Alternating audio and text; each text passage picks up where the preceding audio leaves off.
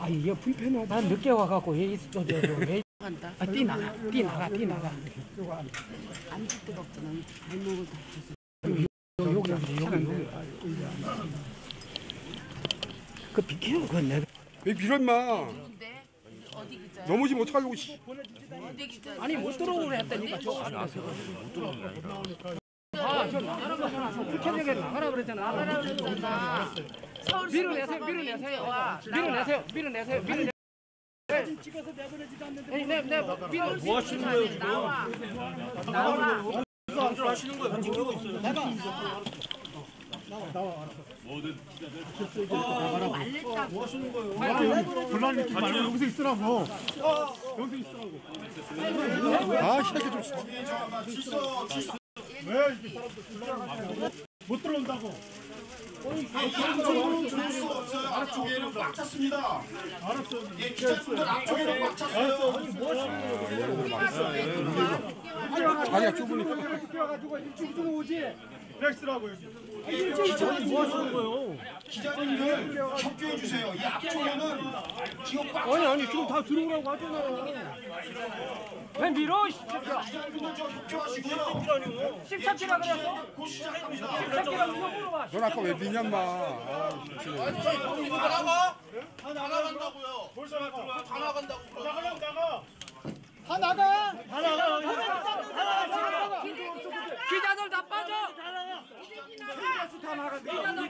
야, 무슨, 야, 기자가 뭐 대단한 거냐? 니들. 너희들 나가도 돼.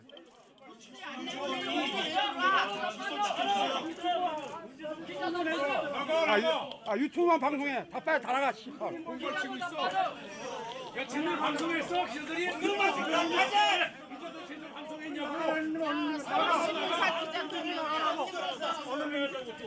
공부를 치고 있어, 이 자식아. 기자들이 협박합니다. 야, 제대로 방송해, 제대로. 기자들에게 협박해가지고 다 나간다고 합니다.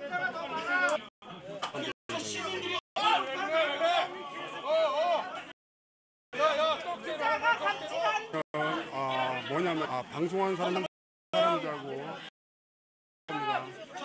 다 빠지. 기자들 빠져.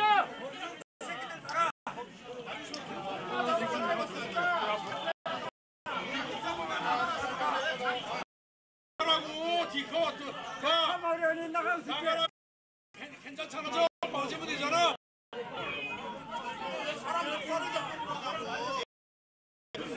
야 빠져 기자 빠져. 자, 그만하세요.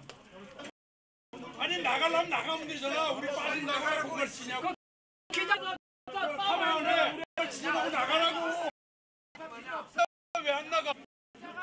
우리 나갈 거야 그랬잖아. 나가라고. 야 지금 나가요 이 새끼야. 나가. 기자가 나가지 뭘 공갈 치면서. 빠진다 그래가지고 다 빠지고. 그러니까 KBS 이런 애들이 연합뉴스들이 다 빠졌습니다. 나가려면 나가지 뭘 공갈 치면서.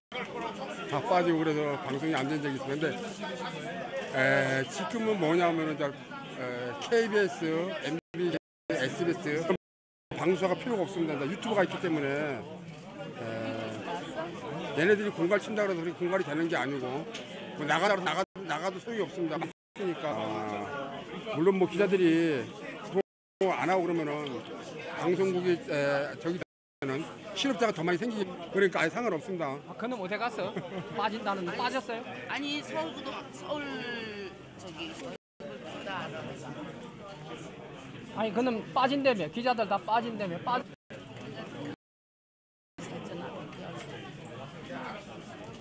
아주 뜨거운 맛을 기자들 도망 무릎 꿇고 사과한 건 못 가서 그래 이 새끼들.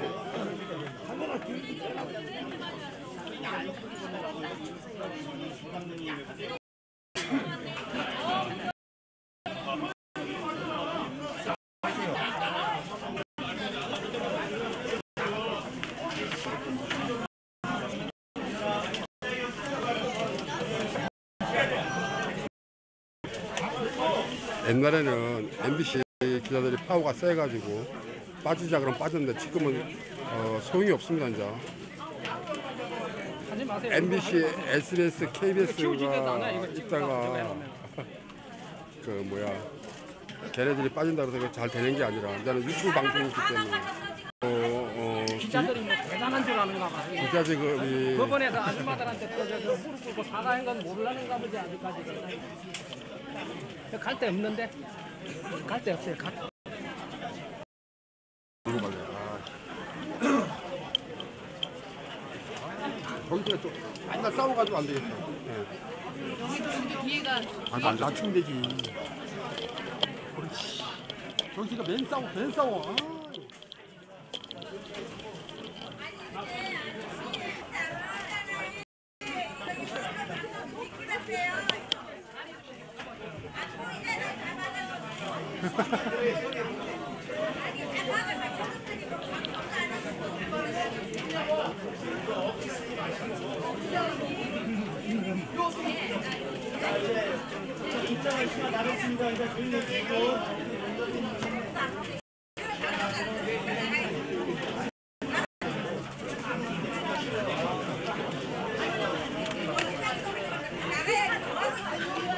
고생이 많아. 아침부터 소리 지르려고. 저기 있으니까 애들이 막 지나다니니까 싸우는 게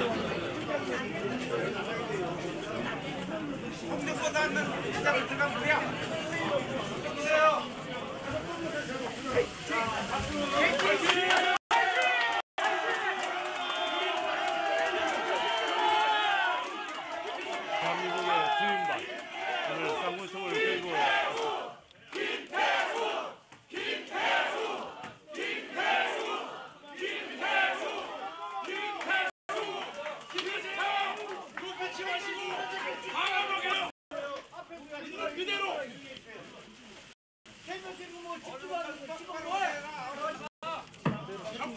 협박당했다고 말씀하세요.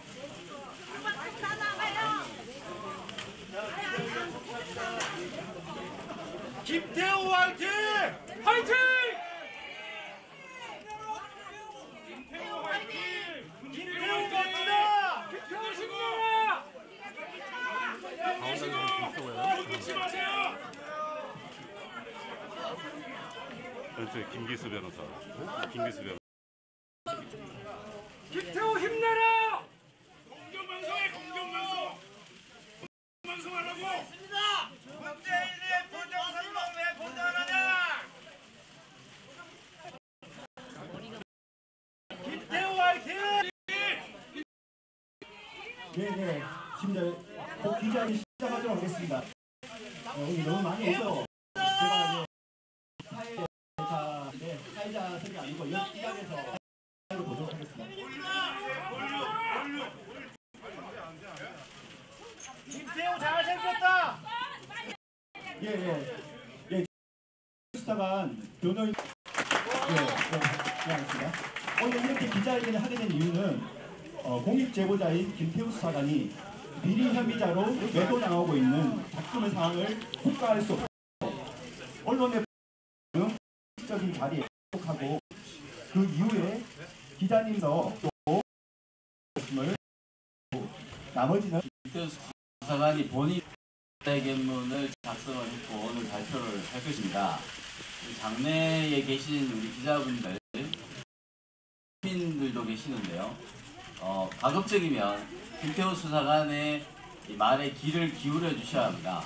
그렇기 때문에 어떤 기자회견 도중에 연호를 하시거나 좀 소란해지는 일이 생기면 우리 기자회견에 그게 도움이 안 되면 정숙하게 좀 경청을 해주시기를 부탁드립니다.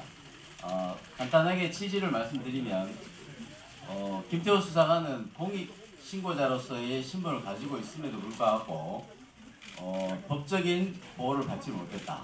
그리고 심지어는 최근에 대검의 징계 절차 중지 가처분 신청이 1시간 만에 신청 접수 1시간 30분 만에 기각 결정이 변호인에게 송달되는 사상 초유의 일이 있었습니다. 그리고 그 이전에 대통령이 기자들에게 개인 비리 차원으로 사실상의 수사 지침을 내렸고 그래서 그런 부분에 대해서 변호인 그리고 이 판단에서 부득이 되었다라는 것을 말씀드립니다. 회견문을 우리 수사관이 낭독하겠습니다.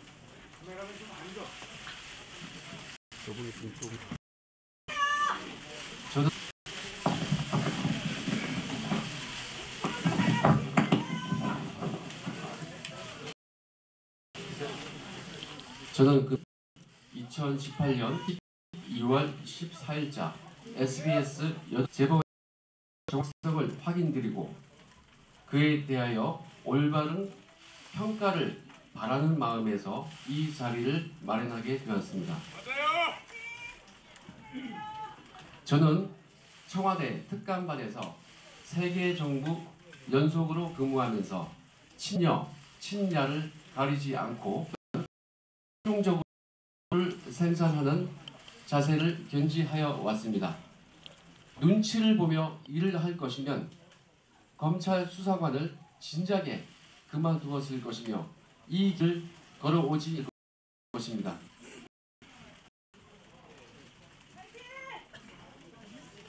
미관 말직이지만 첩보 생산이라는 은사를 받은 것에 깊이 감사하고 이 일을 사랑하였지만 이 정부에서 저는 친여권 실세들에 대한 감찰 첩보를 생산하였다는 이유로 탄압을 받고 급기야 하지도 아니한 지인 사건을 조회했다는 이유로 표적 감찰을 받았습니다.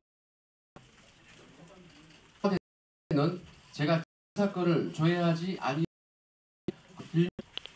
저는 저희 지인이 수사받는 사건을 조회한 사실이 없습니다.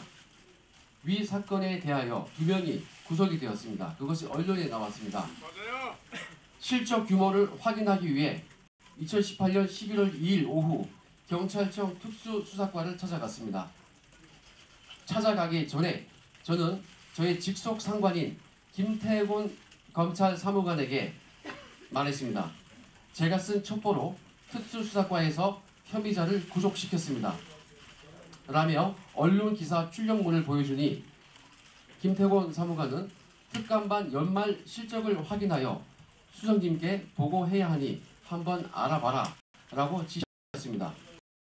본의 경우 검찰 사무관 특별 승진의 실적에 크게 도움될 사안이라서 승진을 위해서라도 실적을 확인해야 하는 상황이었습니다. 이에 경찰청 특수수사과 출신 박모 형사에게 제가 부탁하기를 특수수사과 관리반에 특감반 실적 조회하러 갈 것이니 미리 전화 예약을 해달라고 하고 11월 2일 오후에 찾아갔습니다.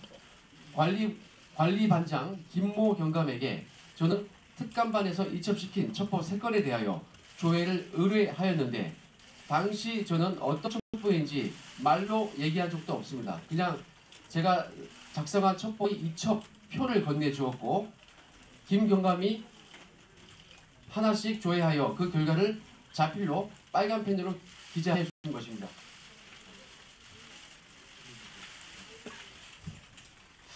제가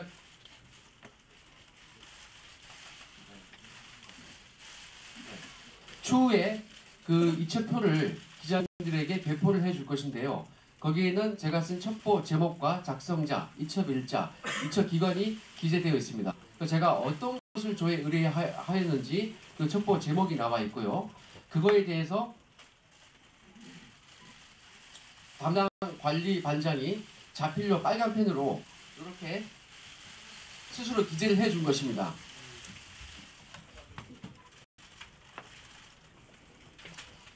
요 표 밑에 이 표와 파란 글씨만 제가 가져갔던 것이고 이거를 보고 아예 건네줬습니다. 그리고 그 김경감이 이걸 보고 자발적으로 빨간 글씨와 같이 자필로 기재를 해준 것입니다. 당시 몇 분 걸리지도 않았고 첩보 제목을 제 입으로 말할 필요도 없었습니다. 제가 무엇을 조회했는지, 조회 의뢰했는지, 그리고 경찰관이 무엇을 조회를 해주었는지에 대하여 이런 물증이 저는 있습니다. 그 과정에서 저희 지인이 관련된 사건을 제가 묻거나 지인의 이름이나 지인의 회사는 일체 언급한 사실이 없습니다.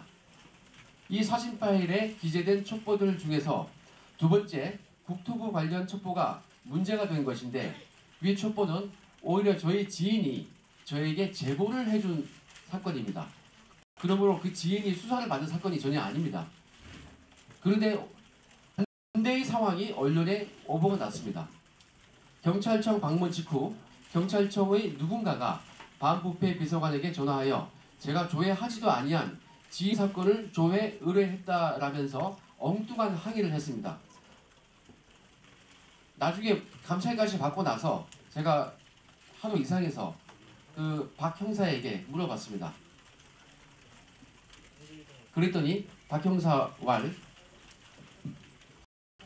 특감반에 실적 조회하러 간다고 말을 전한 것이 아니고 그분이 실수로 제가 점검하러 왔다고 잘못 얘기해가지고 이 말을 전해들은 경찰관들이 기분이 나빠서 저를 엉뚱하게 오해한 것으로 저는 추정하고 있습니다.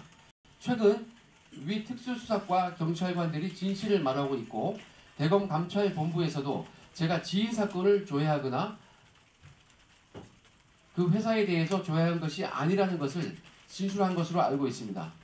이에 대하여 조선일보 기자들이 위 경찰관들을 직접 취재한 결과 제가 지인 사건을 조회하거나 그 사건에 개입한 사실이 없다는 것을 배반 자료에 있는 기사와 같이 확인하였습니다. 그 기사의 내용 중 중요 사항만 얘기하면은 경찰 측은 김 수사관이 해당 시점에 경찰청을 찾은 건 맞지만 최 씨에 대한 언급은 전혀 없었다. 경찰 관계자는 본지 통화에서 김 수사관이 최 씨에 대해 전혀 언급하지 않았다. 당시 최 씨 조사를 담당한 경찰도 김 수사관이 경찰청을 찾은 사실을 몰랐다. 이런 내용입니다. 이 정도면 제가 지인 사건을 조회하지 아니한 것이 밝혀졌다고 생각됩니다. 저는 11월 28일 제가 지인 사건을 조회했다는 KBS 보도로 인하여 20년 공직 인생이 끝나버렸습니다. 청와대는 저에 대한 별건 감찰로 저의 약점을 잡아놓고 검찰에 복귀시켰으나 제가 지인 사건을 조회하지 아니한 것을 알고 있었으므로 검찰에 징계 의뢰하지 않았습니다. 저는 특별 승진 때문에 검찰에 복귀한 것으로 특감 반장과 합의하였고 보안을 서로 지키기로 하였습니다. 그러나 그로부터 2주 후 28일 KBS 오보가 나오자 청와대는 갑자기 저를 꼬리 자르기 시작하며 범죄자라며 언론에 여러 가지 사항을 유포하였습니다.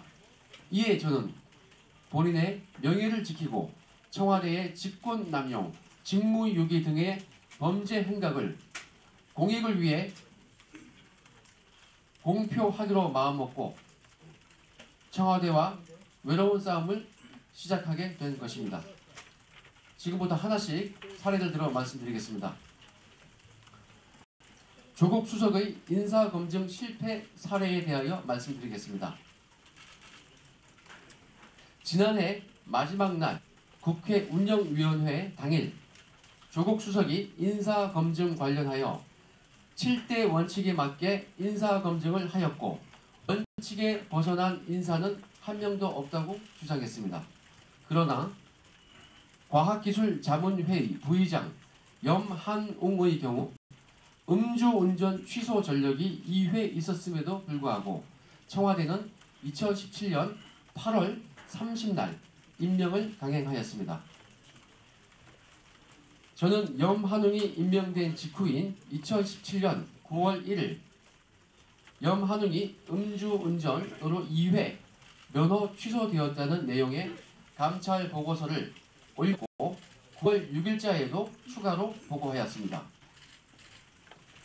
이에 따르면 청와대는 염한웅에 대한 부의장 임명을 취소했어야 하는데 그러하지 않았습니다.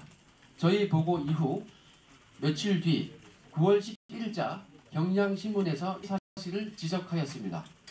앞서 문재인 대통령은 2017년 5월 29일 수석보좌관 회의를 주재하면서 정치자금법 위반, 선거법 위반 그리고 음주운전 등을 5대 비리보다 더 큰 문제로 거론한 바 있습니다.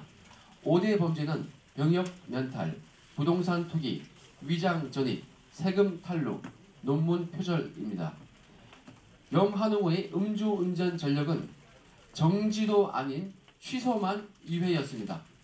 위 경향신문 기사를 보면 염한웅 부의장이 말하기를 청와대도 인사검증 과정에서 음주운전으로 본인이 2차례 면허 취소 처분을 받은 사실을 알고 있었다라고 하였습니다.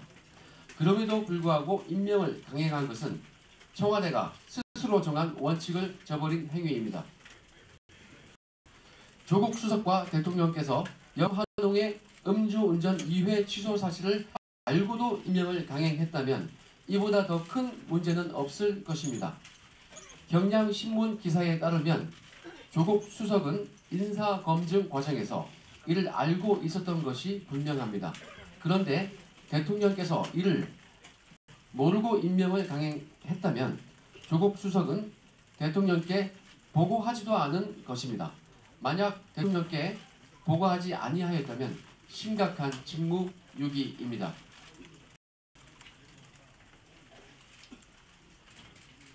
제가 최초로 공익 제보했던 우윤근 대사 사건의 경우에도 이와 비슷했습니다. 저의 감찰 보고서를 박형철 비서관으로부터 전해 들은 조국 수석은 비서관에게 확실하냐고 물었고 확실하다는 비서관의 대답에 조 수석이 임종석 비서실장에게 보고하자 임 실장이 사실로 확인되었으니 대책을 강구해야겠다라고 말했습니다. 이 부분은 언론에도 나와 있듯이 서로 임 실장과 우윤근 대사가 말이 맞지 않아서 보고받지 않았다는 임 실장의 말과 달리 우 대사는 임 실장과 통화를 했다고 시인한 바 있습니다. 그럼에도 불구하고 조치는커녕 비서관은 특감반장을 통하여 저에게 보안을 잘 지키라고 하였고 더 한 달도 되지 않아 우윤근이 러시아 대사로 임명되었습니다. 이것도 염한웅 건과 마찬가지입니다. 수석과 비서실장, 대통령께서 이를 모두 알고도 임명을 강행하였다면 정말로 큰 문제이고 대통령께서 모르셨다면 수석과 실장은 대통령에게 보고도 하지 않고 눈과 귀를 가린 것입니다.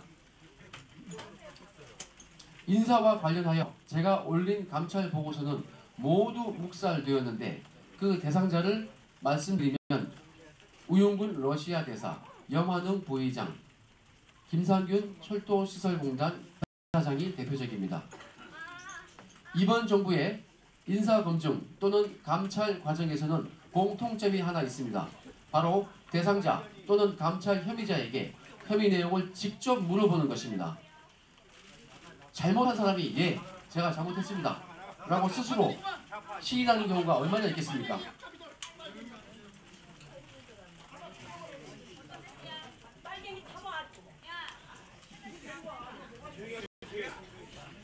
제대로 검증하거나 확인하려면 저와 같은 특감반 직원들 여러 명에게 혐의 내용을 추가로 조사하라고 시키거나 수사기관에 이첩하여 사실을 확인하는 것이 정당한 업무 방법인데 청와대는 본인들의 우국이라고 생각되는 사람에게는 직접 변명만 듣고 그냥 임명해버렸습니다. 이러한 행태는 박형철 비서관도 마찬가지입니다. 자신과 친한 모 검찰 간부의 감찰 보고서를 보고받았으면 저나 다른 특감반원들에게 확인시키거나 검찰에 이첩시켜 확인하게 될 것입니다. 그러나 비서관은 저에게 특감반장을 통해 자신이 직접 전화해서 확인했다며 문제없으니 신경 끄라고 말했습니다. 이번 손혜원 의원의 사건도 마찬가지입니다. 민주당에서는 손혜원 의원에 대해서는 문제없다고 말합니다. 공정하게 일을 처리할 마음이 있다면 손혜원 의원이 말만 듣고 그대로 믿어주기보다는 공정한 방법으로 정밀 조사를 한 것이 맞습니다. 저와 같은 약자에게는 엄정한 잣대로 처벌하고 자신들의 잘못은 감싸주는 행태가 반복되고 있습니다. 우리에게는 사찰 DNA가 없다는 발언, 그런 발언은 자신들은 절대로 잘못이 없다는 교만함에서 비롯된다고 생각합니다.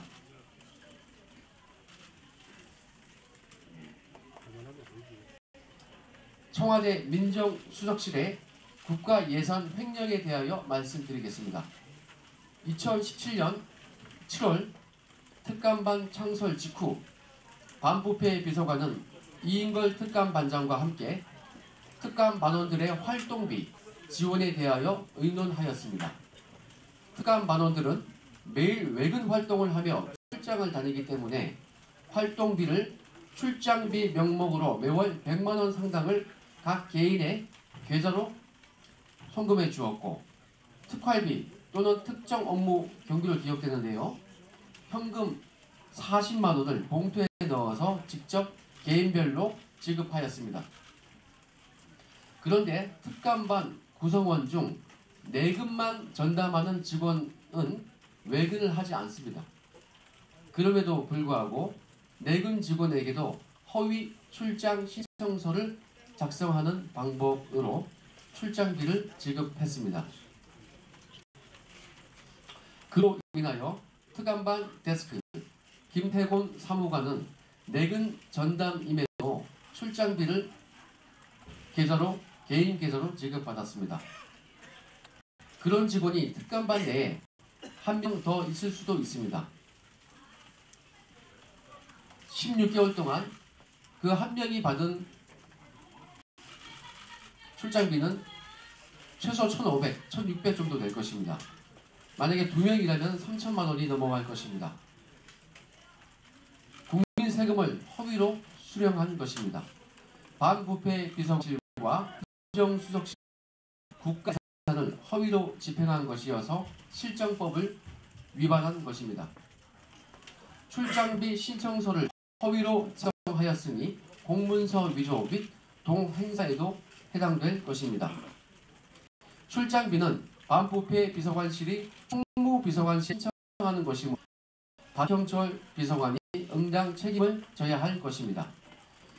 특감반 김태곤 사무관의 허위 출장비 수령은 청와대와 특감반원의 계약 거래 내역 등의 자료가 남아있으니 이를 감추지 못할 것입니다. 이에 대하여 반부패 비서관과 민정수석은 법적, 도의적 책임을 져야 할 것입니다. 그리고 청와대 민정수석실 등 다른 비서관실 비슷한 불법 사항이 있는지 확인할 필요가 있다고 생각됩니다. 다음, 휴대폰 불법 감찰에 대하여 말씀드리겠습니다. 헌법과 형사소송법에 의거 압수수색을 할 때에는 영장에 의하도록 되어 있습니다. 그런데 청와대는 감찰 대상자가 아무리 공무원이라지만 영장도 없이 폰을 제출하면서 동의서를 쓸 것을 강요하였습니다. 조국 수석은 썼기 때문에 문제가 없다고 하지만은 이 문제의 본질은 동의서를 쓸 것을 강요한 것입니다. 자발적으로 진심으로 휴대폰을 제출한 사람이 있겠습니까? 청와대 특감반이라면서 몇 명이 우우 몰려가서 휴대폰 내세요. 동의서 쓰세요. 이렇게 하는데 이건 동의가 아니고 강요입니다. 강압입니다. 수사기관에서 피의자를 조사할 때에도 진술을 거부할 권리가 있고 진술 거부권을 행사하였다는 이유로 불이익을 받지 아니함을 고지합니다. 그러나 특감반이 공무원에게 동의서를 쓰게 하고 휴대폰을 수거할 당시에 동의서를 쓰지 않아도 된다는 내용을 고지한 사실이 한 번도 없습니다. 동의서를 쓰지 않아도 불이익을 받지 않는다. 고지한 적 없습니다. 그리고 휴대폰을 포렌식할 때 그 휴대폰 명의자가 참관할 수 있음을 고지한 사실이 한 번도 없습니다. 이것이 과연 임의성 있는 동의서에 휴대폰 감찰인지 이해가 가지 않습니다. 이는 명백히 불법이며 공권력을 빙자한 폭력입니다. 수사기관이 강제 수사를 할 때에도 영장을 법관에게 청구하여 법관으로부터 수사와 관계없는 사생활 침해 등 권리에 어긋나는 부분은 일부 기각됩니다. 판사가 두 줄로 긋습니다. 그러나 특감반에서는 동의서 자체를 강압적으로 진부하고 서명 한 번 강제로 받았다는 이유로 본래의 감찰 목적에 맞는 증거가 되지 아니하면 여자 문제 등 별건 사실이 털듯이 털어서 그 별건으로 조사하여 괴롭혔습니다. 저에게 직접 조사를 시켰습니다. 외교부 국장 제가 성관계 한 거 조사해서 자백 받았습니다.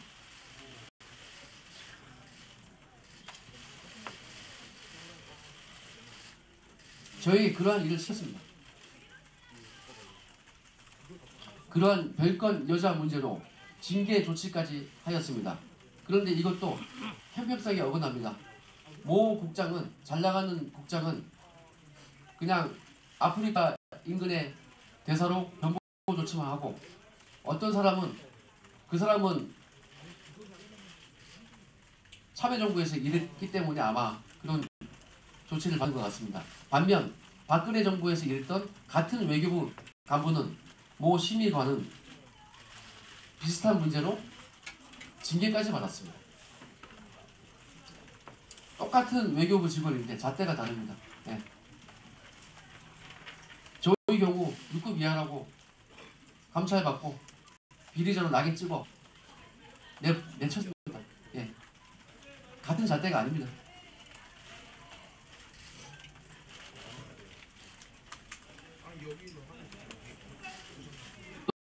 청와대에서 당시 똑같은 방법으로 당했습니다. 원치 않는 동의서를 임의성 없이 썼고 동의에 대하여 거부권을 고지받지 못했습니다. 포렌식 할 당시 저 같은 사람도 참관권을 고지받지 못했습니다. 별건 감찰을 받았습니다. 제가 징계받았던 골프 향응 수수 등의 자료는 모두 위와 같이 별건 휴대폰 감찰, 불법 감찰에서 나온 포렌식 자료였습니다. 이는 제가 포렌식을 동의하지 아니한 부분에 대한 불법 자료입니다. 저는 최초 경찰청 조회권 때문에 감찰을 받은 것인데 제가 지인 사건을 조회했다는 물증이 나오지 아니하자 제 휴대폰 기록에 남아있던 별건 골프 등을 문제 삼아 별건에 불법 감찰을 하였던 것입니다. 그럼에도 현재까지 청와대는 위와 같은 휴대폰 포렌식 감찰을 계속하겠다고 하니 아직도 사태의 심각성을 깨닫지 못하고 있는 것 같습니다. 형사법을 조금이라도 공부해본 사람들은 항상 실체적 진실 발견만큼 절차적 중요성과 인권 보장이 강조되어 있다는 것을 알고 있습니다. 조국 수석은 서울대 법대 교수셨고 서울대 교수로 돌아가실 분입니다. 관련 논문도 심도 있게 쓰신 분인데 오히려 인권 보장은 전혀 생각지 않고 휴대폰 감찰을 승인 지시한 분이므로 더욱 문제가 크다고 생각합니다. 백원호 민정비서관의 불법 감찰에 대하여 말씀드리겠습니다. 이러한 휴대폰 불법 감찰은 심지어 감찰 권한이 없는 민정비서관실에서도 발생하였습니다.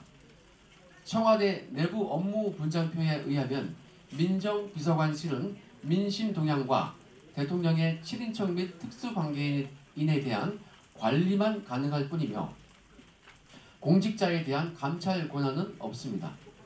이번 사건 이전에 청와대가 국회의원에게 제출한 민정수석실의 업무 분장표를 보면 민정비서관실이 공직감찰 권한이 없음을 확인할 수 있습니다.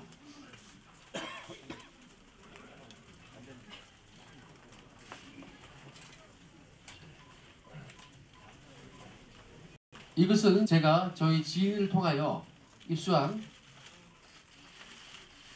민정수석실 업무 분장표입니다. 이것은 제 사건이 발생하기 전에 작년에 국회의원실에서 입수한 것이라고 합니다.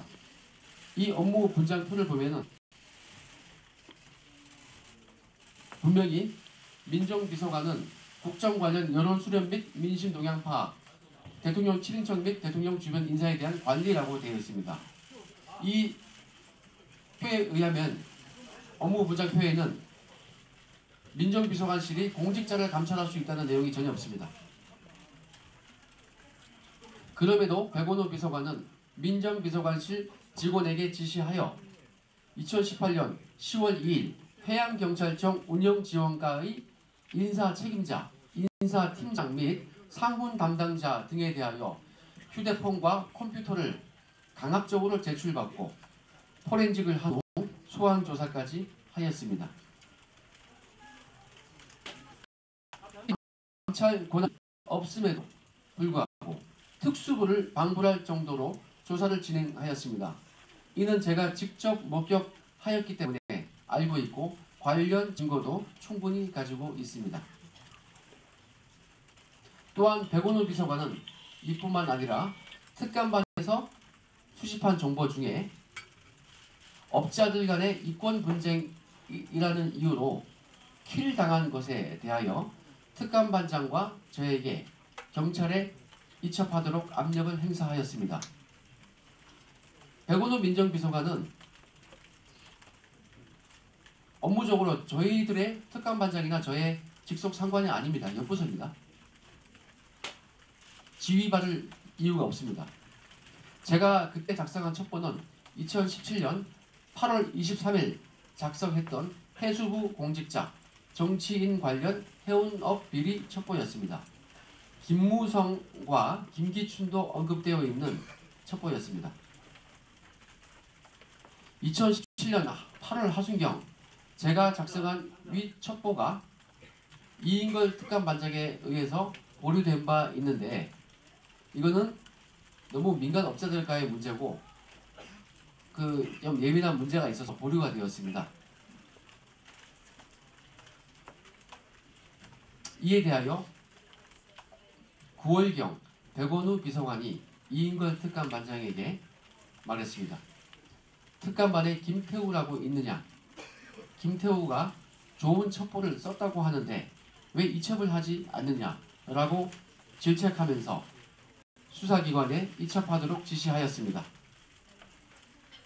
당시 이인걸 특감반장은 민정비서관에게 질책을 받은 직후 벌개진 얼굴로 저를 찾아왔습니다.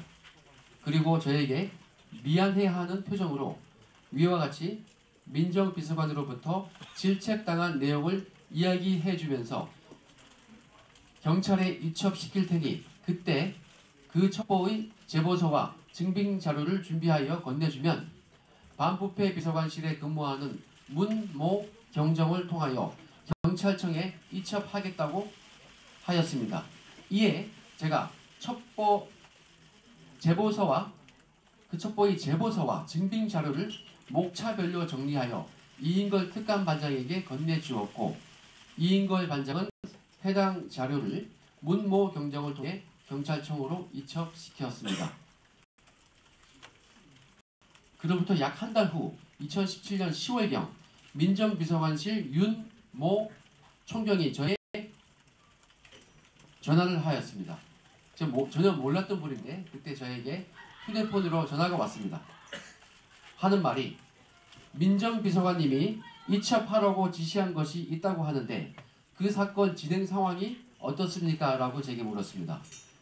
이에 대하여 저는 그 사건은 그 같은 경찰관인 문경정이 경찰청에 이첩시켰으니까 문경정에게 물어보세요 라고 대답했습니다.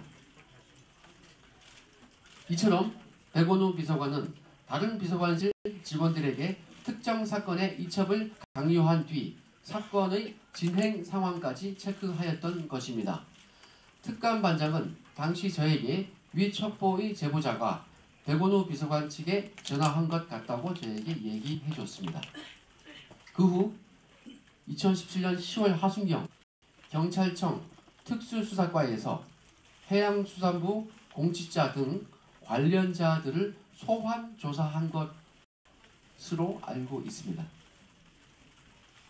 백원우 비서관은 공직감찰 권한이 없음에도 불법으로 감찰을 시행하고 위와 같이 타 부서의 업무에 압력까지 행사한 것입니다. 이에 대해서 저와 관련된 사람을 고소했는데 무고가 아닐까 생각하고 있습니다. 다음 민간인 사찰 등 불법 사찰에 대하여 말씀드리겠습니다. 민간인 사찰이라기보다는 정확한 표현은 불법 감찰이 맞다고 봅니다. 민간인 사찰, 정치인 사찰, 블랙리스트 사찰 등은 모두 불법 감찰의 범주에 포함됩니다. 청와대는 민간인 사찰에 대한 언급이 나오면 불순물로서 모두 폐기했다고 하였습니다. 그리고 저를 두고 하는 얘기가 지난 정부의 민간인 사찰 습성을 버리지 못하고 민간인 정보를 들고 보고하기에 엄청 경고했다. 그러자 김태호가 그 후 경고받고 나서 1년간은 열심히 일하고 아무 문제가 없었는데 1년 후에 다른 데 신경 쓰느라 이상한 보고서를 다시 올렸다는 취지로 설명을 했습니다. 그러나 아무 문제가 없었다는 그 1년 동안 제가 올린 보고서를 보면 거의 매월 민간인 정보가 있습니다. 그 언론에 나온 자료인데 제 동향이나 첩보 104건을 4건의 사진 파일철이 있습니다. 한 6개, 7개 됩니다. 거기에 나와 있는 것을 보시면 제가 지금부터 말씀드리는 그 보고서가 거의 매월 빠짐없이 꾸준히 보고된 것을 알 수 있습니다. 먼저 2017년 7월 11일 코리아나 호텔 관련 이모 씨 사살 관련 동향, 7월 14일 홍준표 대선 후보의 대선 자금 관련 동향, 7월 24일 서울 창조경제혁신센터 박모 씨 관련 첩보, 7월 25일 최경환 비위 관련 첩보성 동향, 조금 전에 말씀드렸던 김무성, 김기춘 등 정치인 관련 첩보, 해수부 첩보, 그것이 2017년 8월입니다. 그리고 9월 20일 전 한국은행 부총재 장모 씨 자녀 부당 채용 의혹, 10월 24일 전 금융위 부위원장 정모 씨 장남 취업 비리 의혹, 11월 12일 전 국정원 대전지부장 김모 씨 아들 채용 비리 의혹, 12월 21일 비트코인 관련 특이 동향. 이 내용은 참여정부 인사들에 대한 활동 사항이 있습니다. 우상호 의원 등등, 그리고 제가 이미 말씀드렸던 여러 참여정부 인사들이 있습니다. 해를 바꾸어서 2018년 1월 19일 보건 전 총리 장남 고모 씨 비트코인 관련 사업 활동 중, 2월 22일 박근혜 친분 사업자 부정청탁으로 공공기관 예산 수령, 5월 18일 우리은행 오비 손모 은행장 맹비난, 6월 25일 대형 시멘트사의 불공정 거래 등 갑질 행위로 물의, 7월 24일 조선일보 BHA 홍석현 회장 외환관리법 위반 혐의 검토 여부 취재 중, 8월 6일 조선일보 민주당 유모 의원 재판 거래 혐의 취재 중, 8월 27일 진보교수 전모 교수 사적 감정으로 VIP 비난, 8월 28일 MB정부 방통위 황금 주파수 경매 관련 SK 측의 8천억 특혜 제공. 이상과 같이 1년간 아무 문제 없이 민간인 정보를 쓰지 않았다는 청와대 해명과는 달리 1년 동안 거의 매월 민간인 또는 정치인 관련 동향과 첩보를 다수 작성하였습니다. 그리고 그들은 사전에 보고받고 보고서 쓸 것을 지시하고 다시 보고받았습니다. 그리고 청와대는 제가 과기정통부를 지원한 2018년 8월 말부터 한 달간 근신처분을 주었다고 얘기했습니다. 그러나 저는 한 달간 근신을 받은 사실이 없습니다. 한 달간 근신을 받았다면 그 8월 말부터 9월 말까지 아무런 실적이 없어야 합니다. 그런데 저는 그 기간 동안 무려 13건의 감찰 보고서를 작성했습니다. 이것은 제가 말씀드렸던 그 동향 파일 철의 휴대폰으로 촬영한 파일에 있습니다. 감찰 보고서는 매주 한 건 보고하는 것이 저희 기본 임무임을 볼 때 저는 그 근신이라고 하는 기간 동안 무려 4배가 넘게 많은 일을 한 것입니다. 이러한 상황만 보더라도 청와대의 해명이 거짓임을 알 수 있습니다. 그들은 매달 지시 및 승인의 방법으로 저에게 보고서를 받아왔고 심지어 매월 격려금도 10만 원씩 저에게 더 지급해 주었습니다. 그리고 매월 회식 때 박형철 비서관은 저에게 우병우에게 쫓겨난 것에 대하여 한을 풀라, 원 없이 일해라고 하면서 오히려 저의 활동을 독려하며 저의 보고서에 대해 만족해야 했습니다. 그리고 가는 곳마다 김태호 팀장이 우리 전력의 절반 이상이다, 이렇게 저를 칭찬하고 다녔던 시기입니다. 그럼에도 임종석 실장과 조국 수석 국회 운영위원회에서 보고받은 사실이 없다며 거짓 진술한 것입니다.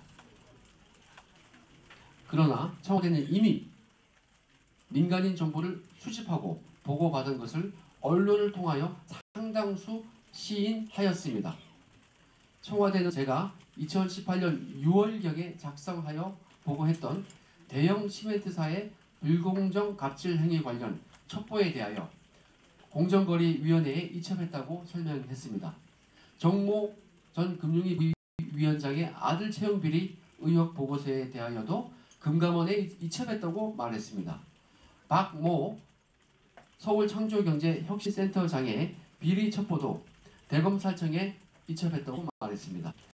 대통령 비서실 직제 제7조에는 특감반의 업무 방식이 명시되어 있는데 그 최고의 조치는 수사기관 이첩입니다.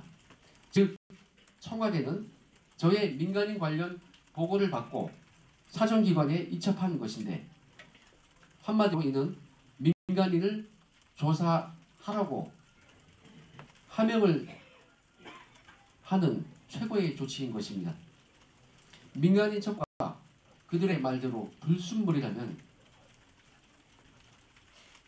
폐기해야지 왜 조사하라고 이첩을 시킵니까? 민정수석실의 수장은 조국 수석입니다. 타 기관으로 이첩하는 것은 반부패 비서관이 독단적으로 자의적으로 결정하지 못합니다. 수장인 민정수석에게 보고하여 승인을 받아야 이첩할 수 있습니다. 이상의 사실로 볼 때 조국 수석은 민간인 첩보를 모두 보고받고 이첩하도록 승인 결재해준 것입니다. 청와대는 민간인 보고서를 이첩했다고까지 시인했으니 민간인 사찰을 시인한 것입니다. 추가로 비트코인 관련 참여정부 인사들에 대한 정보 수집은 반부패 비서관이 자신이 직접 지시한 것임을 언론을 통하여 명확히 밝혔습니다.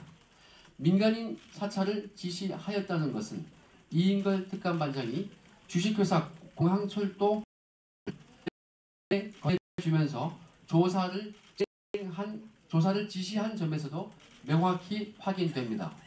이인걸 특감반장은 공항철도 첩보 확인을 지시하였다는 것을 언론을 통하여 시인하였고 당시 공기업으로 착각했다는 말도 안 되는 변명을 하였습니다. 특감반장이 저에게 건네준 공항철도 첩보 내용은 한 장짜리라서 매우 간단합니다. 첩보 내용에 민간인 공항철도 사장이 노래방 도우미 접대를 받은 것까지 나오는데 그런 것까지 저에게 확인하라고 지시했다는 것을 시인한 것과 다름없습니다. 특감반장이 업무를 지시하면서 자신이 읽어보지도 않은 보고서를 저에게 주면서 지시하지는 않았을 것입니다. 이상과 같이 청와대는 스스로 이첩 또는 지시했다고 시인한 민간인 사찰 보고서만 5건에서 6건이 됩니다. 그들이 보고받지 않았다고 주장하는 나머지 보고서에 대하여는 어떤 상황이 전개되었는지 미루어 짐작할 수 있을 것으로 생각됩니다.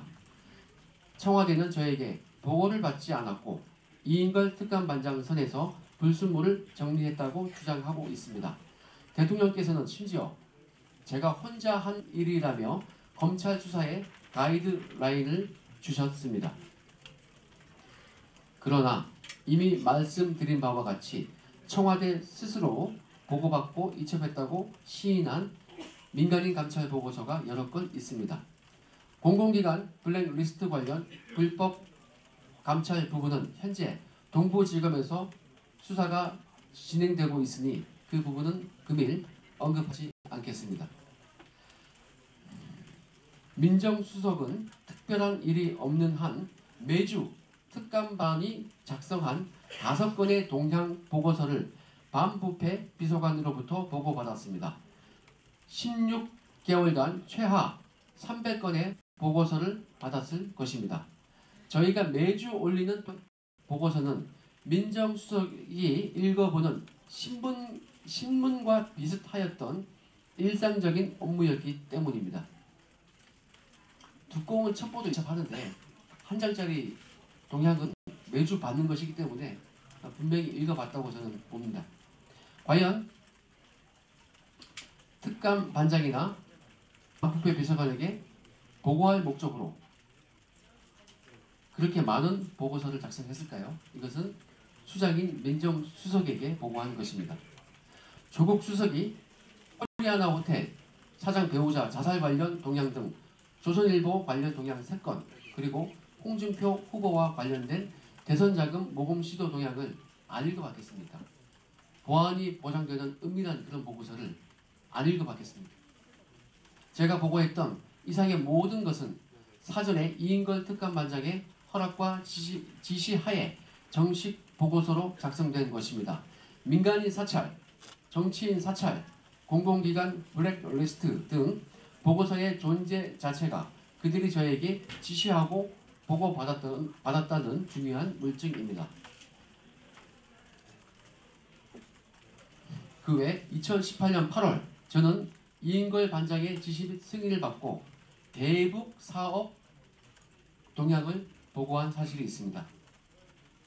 이는 송영길 의원과 관련된 부분입니다.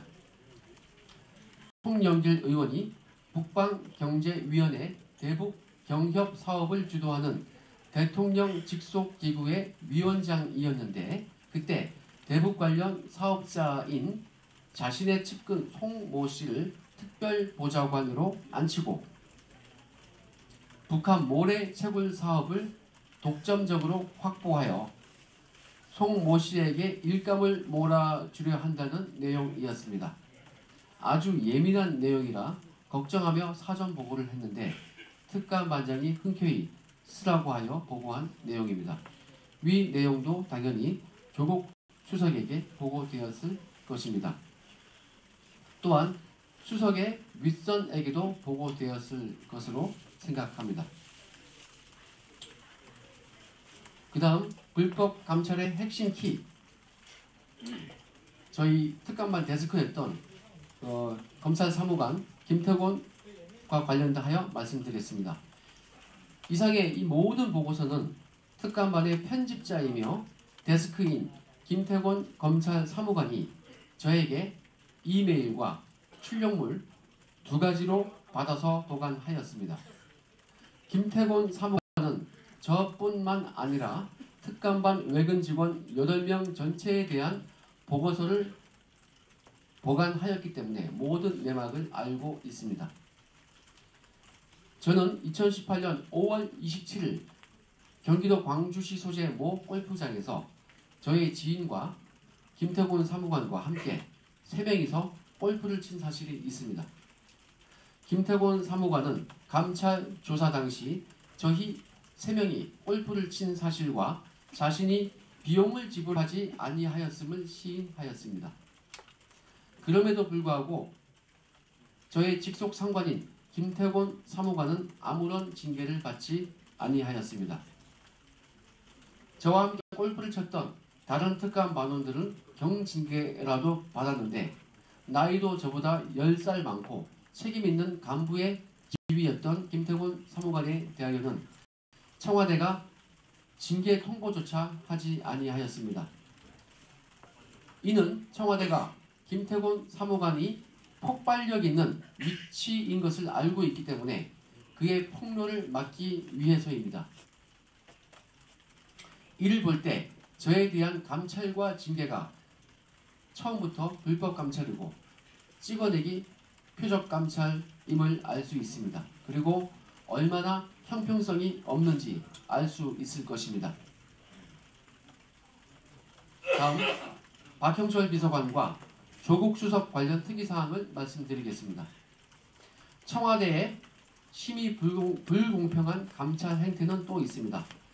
제가 보고한 검찰 간부 관련 감찰 보고서에 대하여 박형철 비서관은 그 간부가 자신의 동문이자 연수원 동기라는 이유로 직접 전화하여 감찰 내용을 누설한 바 있고, 이에 대하여 지난 연말 국회 운영위원회에서 조국 수석은 박형철 비서관에 대하여 감찰을 검토하겠다고 했으나 현재까지 박형철에 대하여 감찰이나 징계 절차를 진행했다는 말을 듣지 못하였습니다.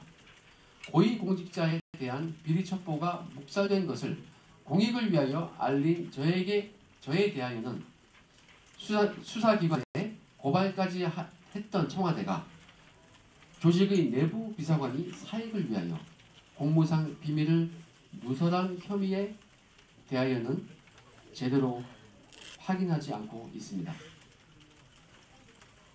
박형철 비서관은 특감반 출범 초기 조국 수석을 위하여 충성해야 한다는 말을 자주 하였다. 박형철 비서관은 반부패 비서관실 최초 회식 자리에서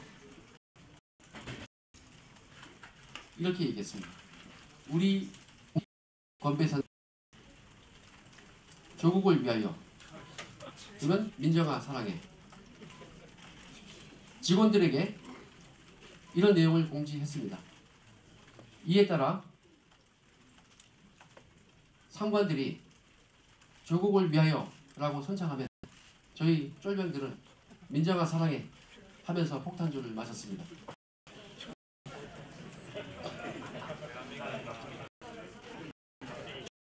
박형철 비서관은 조국 수석에 대한 충성을 강조하며 심지어 김종석 비서실장에 대한 비리 정보도 가져오라고 하였습니다.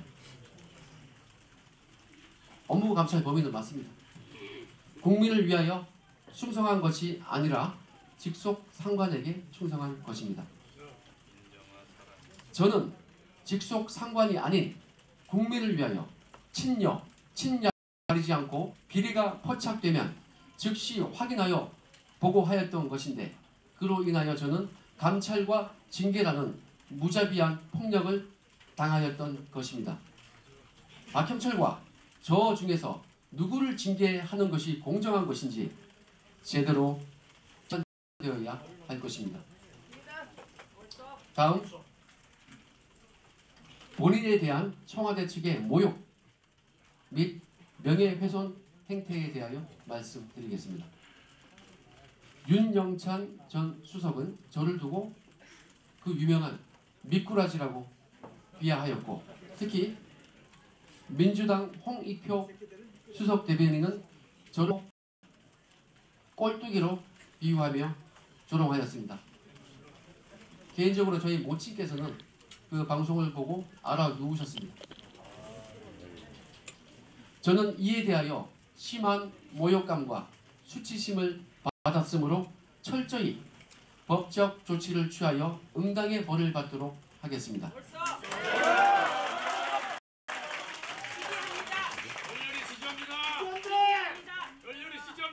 하지만 만약 그들이 지금이라도 저에게 진심으로 용서를 구한다면 통 크게 받아들일 용의가 있습니다.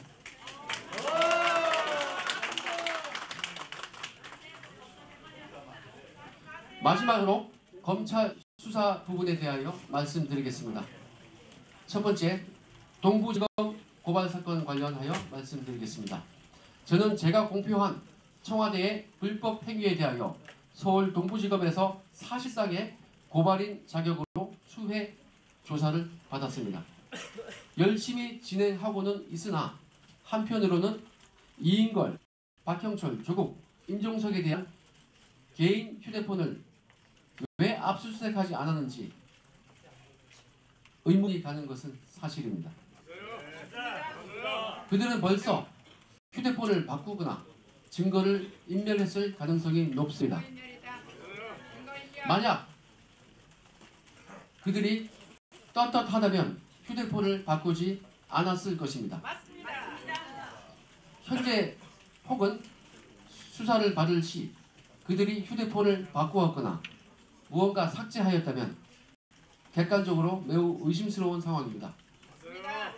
저는 이 휴대폰 감찰에 대해서 경험이 많습니다. 하지만 저는 청와대에서 제 지휘사건 조회 부분에 대하여 감찰을 받을 시 떳떳했기 때문에 제 휴대폰을 버릴 수 있었음에도 불구하고 그냥 제출했습니다. 근데 약속을 지키지 않고 별건 감찰을 했던 것이죠. 만약 그들이 휴대폰을 바꾸었거나 삭제하였다면 객관적으로 의심스러운 상황입니다. 사랑하는 저의 친정 검찰에서 특검까지 갈 필요도 없다는 것을 보여주시길 바랍니다. 끝까지 최선을 다하여 엄정히 수사해 주시기를 촉구합니다. 그다음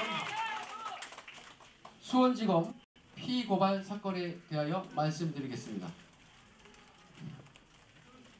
수원지검에서는 제가 청와대로부터 공무상 비밀 누설로 고발당한 사건을 수사 중에 있습니다. 비슷한 사안으로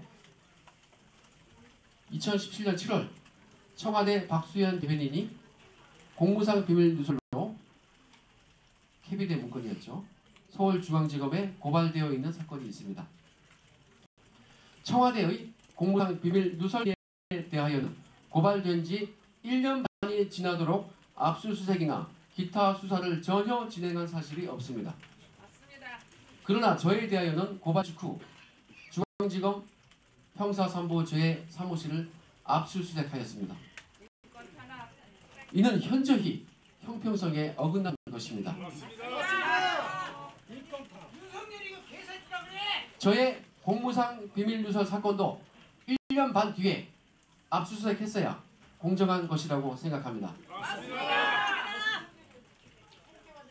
저는 해임당했지만 제가 오래 몸 담았고 열정을 다했던 저희 친정 검찰을 사랑합니다. 사랑하는 저희 친정에서 공정하게 수사해 줄 것을 기대합니다. 이상 청와대의 불법 행위와 관련하여 모두 말씀드렸고 기자회견을 마치면서 간단하게 한 말씀 드리겠습니다. 최근 저의 집 앞에 수상한 사람들이 소송되고 있습니다. 초인종을 누르고 그냥 간 경우도 있다고 합니다. 저는 만 6세와 이제 갓 2돌이 지난 아이들이 있습니다. 아내와 아기들이 불안에 떨고 있습니다. 해임도 되었습니다. 많이 불안합니다. 많은 분들께서 감시의 눈으로 지켜주셨으면 합니다.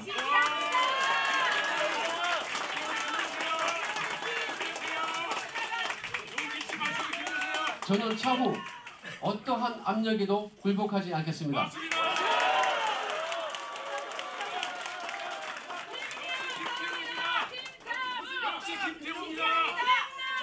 청와대의 불법 사찰, 폭압적인 휴대폰 별건 감찰, 직무유기,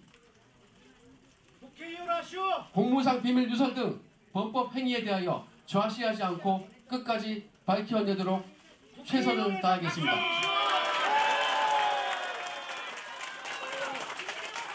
오늘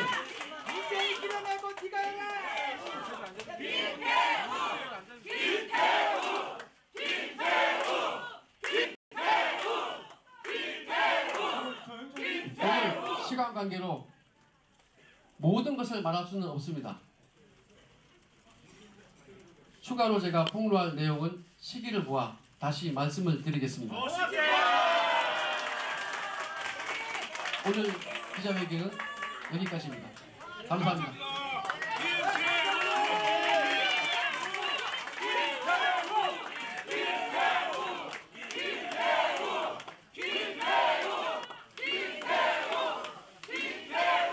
예, 잠깐 장면 좀 정돈을 하고요.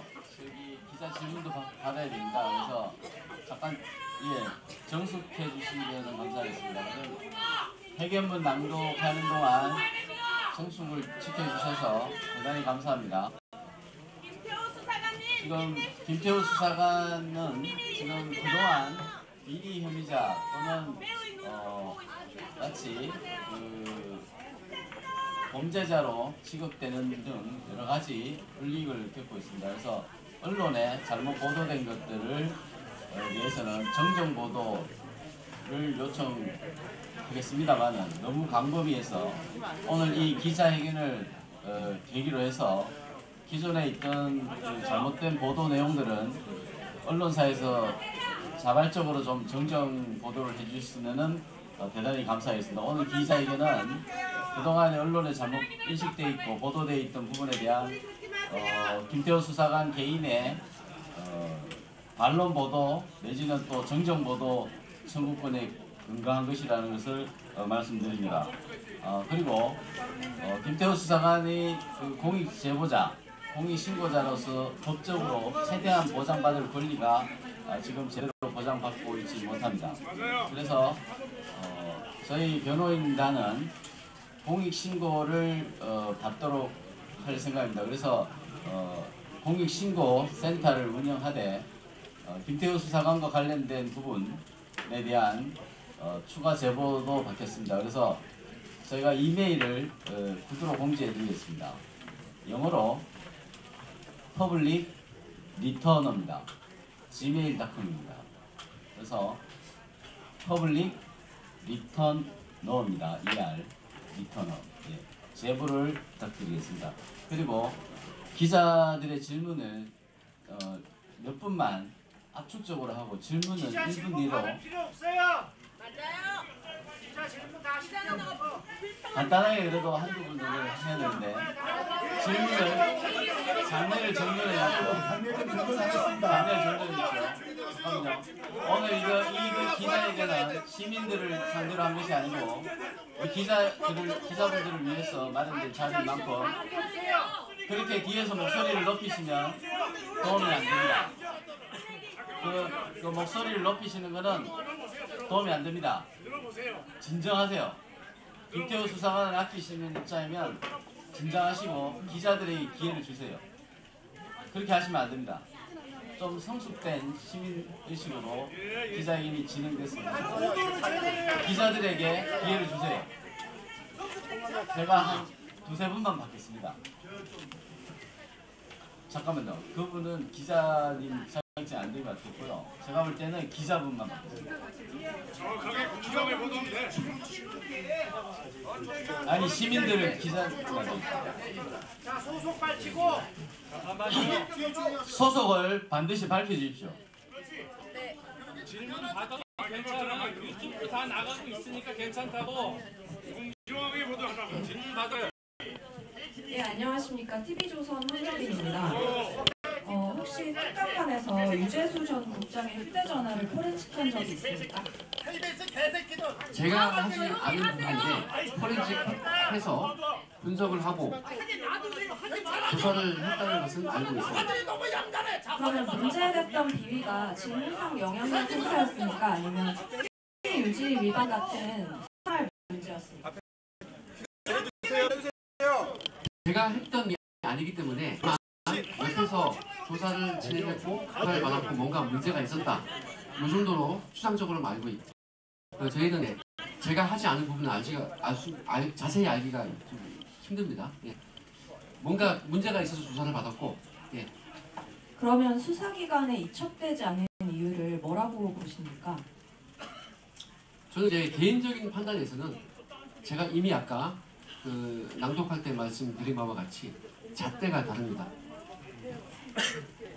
우리 편이면은 감싸주고 남의 편이면은 철저히 찍어 누릅니다. 맞습니다.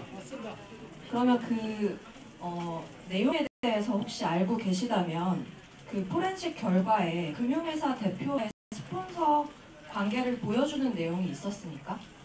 저도 그 정도로 추상적으로만 알지 그 자세한 내용은 제가 작성한 것이 아니라서. 예, 추상적으로 아시더라도 혹시 관련된 내용이 있었는지만 확인해 주시기 바랍니다. 뭔가 부적절한 것이 있었다는 걸로만 알고 있습니다. 다만 제가 한마디 드리면은 유재수에 대해서 뭔가 감찰적인 측면에 문제가 있어서 근데 그 처리 과정이 참 형평성에 어긋납니다. 그리고 청와대 측의 반응, 유재수가 어떤 혐의에 대해서 했느냐라고 질문을 했습니다. 에 대해서 청와대에서 하는 말이 이것은 가까이 것이다. 네, 이렇게 얘기했습니다. 예. 예, 그리고 국회에서 그 유재수 전 국장에 대한 자녀 그 유학비 대납 의혹이 제기됐었는데요. 저 아는 바가 없습니다. 죄송합니다. 네. 아닙니다. 예. 지금 장난 좀 소란스럽고 하기 때문에 기자분들의 질문은 저희들이 우리가 갖고 있는 기자단의 그 자료를 공유하는 것으로 대신하는 게 좋겠습니다. 예. 오늘 기자회견은 저희 추가적인 자료나 이런 것들을 저희가 질문을 저희 변호인단이나 연락을 해주시면 오늘 그 회견문에 대한 것들을 공유를 하도록 하겠습니다. 회견문을 보내드릴 테니까 거기에 대한 질의사항이 있으면은 변호인 쪽이나 해주시면 성실하게 답변하는 것으로 기자들의 질문은 가름하도록 하겠습니다. 오늘 기자회견은 이것으로 모두 마치는 것이 좋습니다.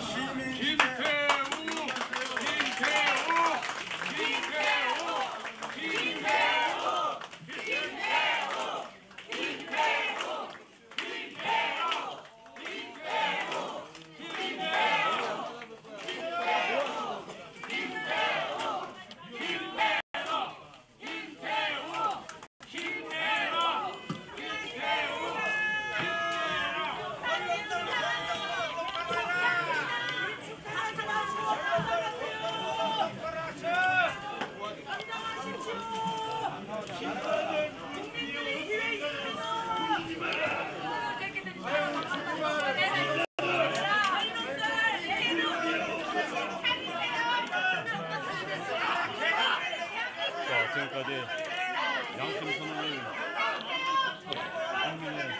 국민의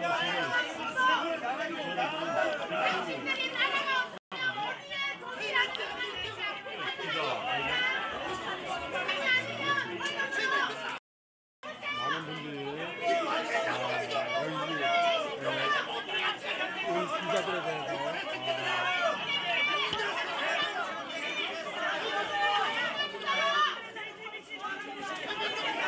언성이 자자합니다. 기자가 많이 와 있는데 사실 보도를 안 하는 언론들에 대해서 왜 이들은 어리지 않습니까? 이 기자들은 세상 물정을 모르고 그러니까 여기에 나온 이 기자들은 6.25도 안 겪고 아무것도 해보지 못한 겁니다. 그러니까 지금 북한에 그 실패를 모르는 젊은이들입니다. 그러니까 이 사람들은 편집부도 있고 그러겠지만은 겪어보지 못한 그런 거에 대한 관심이고 그런 거에 대한 공부를 하는 젊은 사람이기 때문에 오보도 많을 거고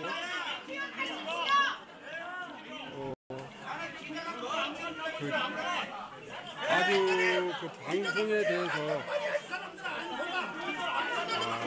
잘 못 쓸 겁니다. 그리고 편집에서 다 잘릴 거고 그러니까 이 기자들이 쓰는 것은 기자들이 뭐 기자라 그래가지고 아까 누가 뭐 나가자 그러고 막 그런 기자가 있는데 이제는 그게 통하지도 않고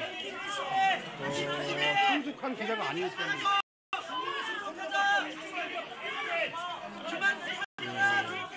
이 기자들의 앞으로의 기자들의 그 앞날이 기자가 필요하냐 안 필요하냐에 따라서 정확하게 그렇게 많이 필요하지도 않은 그런 것 같습니다. 물론 뭐 정확한 보도를 쓰고 그 도울 김옥이라는 그 약간 사이비 같은 사람이 말하는 그 저기 뭐야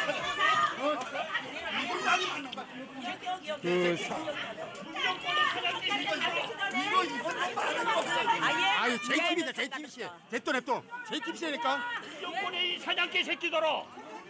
이게 나라냐? 이게 나라야? 방송 못 하겠습니다 이거. 우리 시민은 그 북한이라는 그런 집단을 많이 겪고 많이 알기 때문에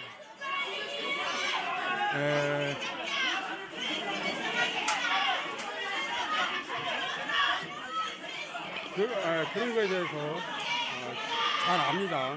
그런데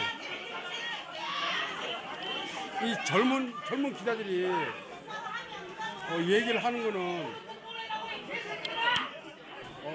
그들의 그 친구들이나 그 젊은 사람들의 그 얘기를 듣고도 글을 쓰는 거기 때문에 오보가 날 수 있고 많이 그 실수를 할 수 있습니다. 그러니까 겨울에 그 무식한 그 땡중 같은 사람 그 사람이 말했듯이 기자도 박사학위를 받아야 된다 뭐 이런 그런 말을 한 것 같은데 그만큼 전문성이 있어야 된다는 거죠.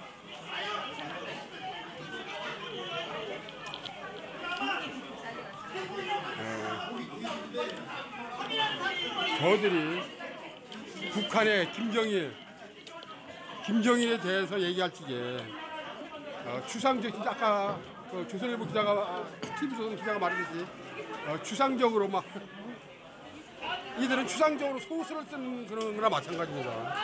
아주 위험한 그런 발상 제대로 알지 못하고 거기에 대해서 쓰는 건데 그러니까 이들이 쓸 수 있는 거는 경험의 한계입니다. 한계를 못 넘어요. 사실 그대로 써야 되는데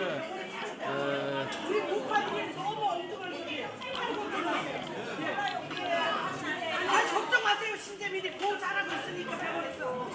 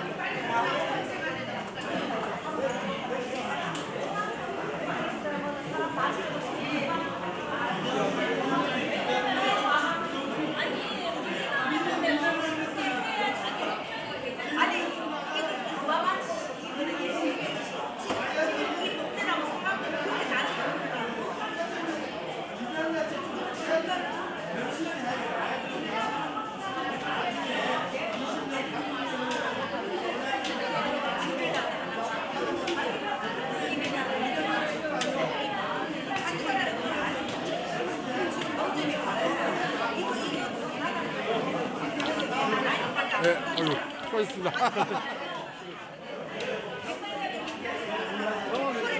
상황이 다 끝났어. 네? 상황이 다 끝났다고.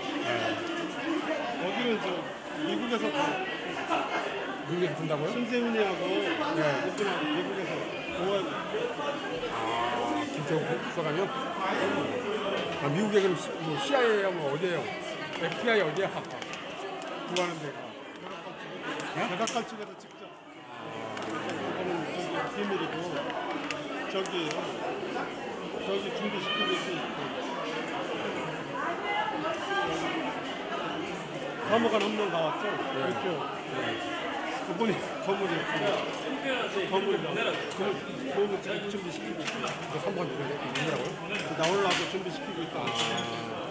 지금 청와대에서?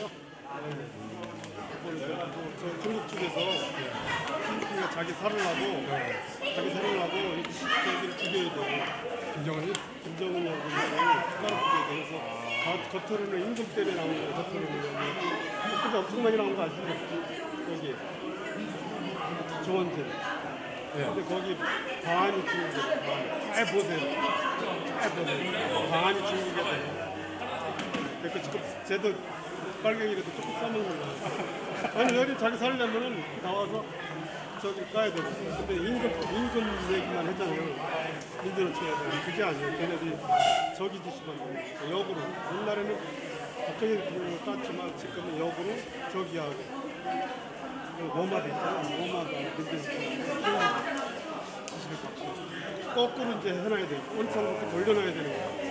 이 어떻게 하나밖에 없는데 감사합니다. 목축에서요. 예. 그분이 제가 아니, 대단히 물 마시는 것보다 이거 아무것도 안 해. 2월 따지면 지금 한 60 정도 나왔어요. 60까지. 우리가 60. 신재민은 어떻게 돼 있어요? 아직 몰라 이거 저기 축은 다 살았나도 모르거든. 저 분당거 가면 아실 거예요. 그거 진짜 그러는데.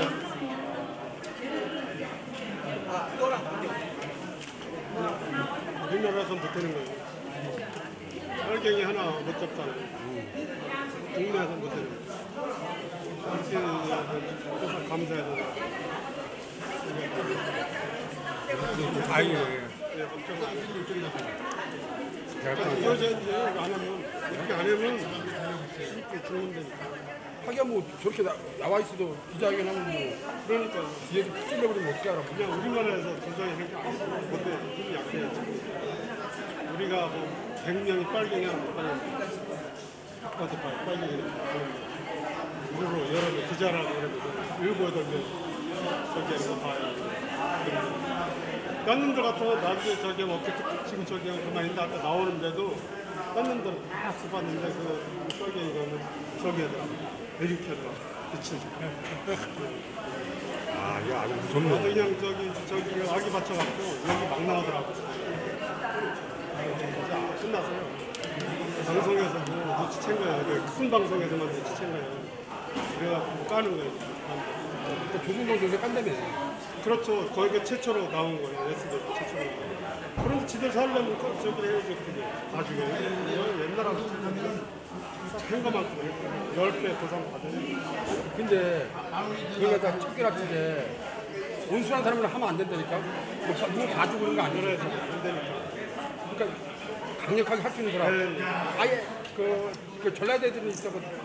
전라도애들이 잘하는 게 뭐냐면 끈대는 거야. 자기 살려고 줄고 끈대고 빠져나가는 놈 있다고. 그런 놈 다 작살나야 되니까. 명령 받는 애들이 쫓아갔어요. 그건 사모님들이 해줘야 돼. 이게 툭 찔리는 거. 필리핀이 밑에 분들이 많이 들어갔어요. 제가 눈치보서 그렇게 안 돼. 전 가만 문화를 90일 내에 무조건 해야 돼. 똑똑하게. 저기 꼭 나오고 좋은 분들은 손이 어디야? 안에 토요일 날 이제 나왔잖아요. 이번에 거의 1배 반, 2배 내려가는 거. 가야지. 수고했어요. 대한문에 갈까요? 어?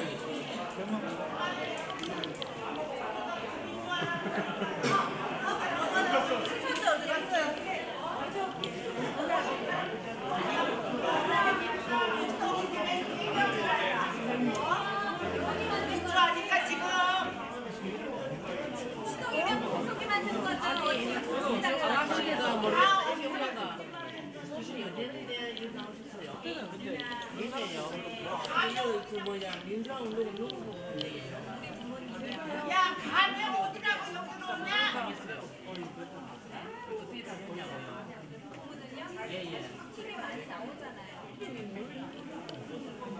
아니 이분이 그분을 어떻게 당했냐고 물어보신 거잖아요. 부모님이 사람한테 당해가지고 3대를 이것도한테 쪽발이 아니 누가 당했냐고 3대를 끌려가 당했어요.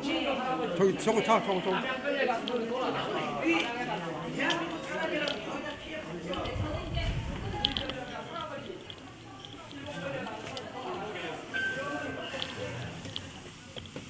양갈비 위에 있는데.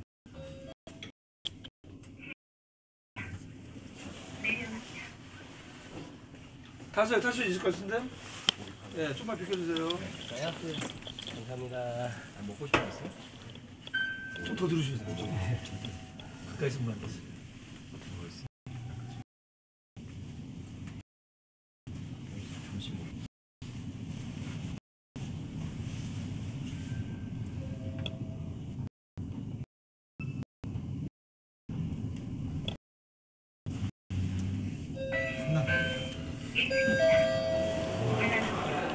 감사합니다. 이제 대한문으로 가겠습니다. 여기 1층 1층입니다.